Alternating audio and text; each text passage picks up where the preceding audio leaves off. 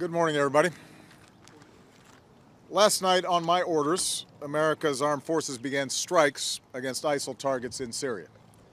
Today, the American people give thanks for the extraordinary service of our men and women in uniform, including the pilots who flew these missions with the courage and professionalism that we've come to expect from the finest military that the world's ever known. Earlier this month, I outlined for the American people our strategy to confront the threat posed by the terrorist group known as ISIL.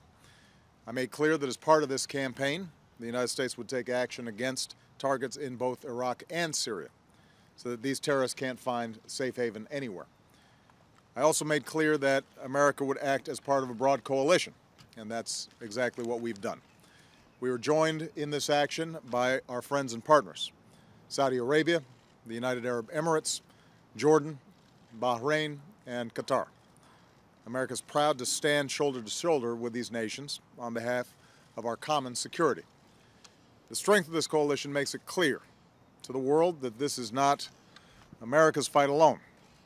Above all, the people and governments of the Middle East are rejecting ISIL and standing up for the peace and security that the people of the region and the world deserve.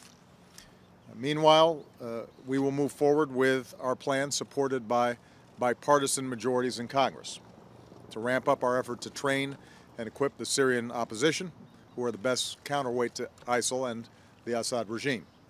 And more broadly, over 40 nations have offered to help in this comprehensive effort to confront this terrorist threat, to take out terrorist targets, to train and equip Iraqi and Syrian opposition fighters who are going up against ISIL on the ground, to cut off ISIL's financing, to counter its hateful ideology, and to stop the flow of fighters into and out of the region.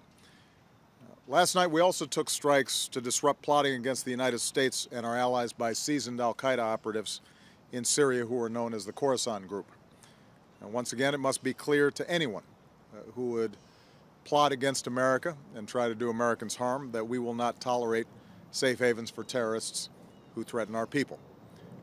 I've spoken to leaders in Congress, and I'm pleased that there is bipartisan support for the actions that we're taking. America is always stronger when we stand united, and that unity sends a powerful message to the world that we will do what's necessary to defend our country. Over the next several days, I will have the opportunity to meet with Prime Minister Abadi of Iraq and with friends and allies at the United Nations to continue to building support for the coalition that is confronting this serious threat to our peace and security. The overall effort will take time. There will be challenges ahead, but we're going to do what's necessary to take the fight to this terrorist group for the security of the country and the region and for the entire world. Thanks. God bless our troops. God bless America. Mr. President, are Americans in danger living in the United States?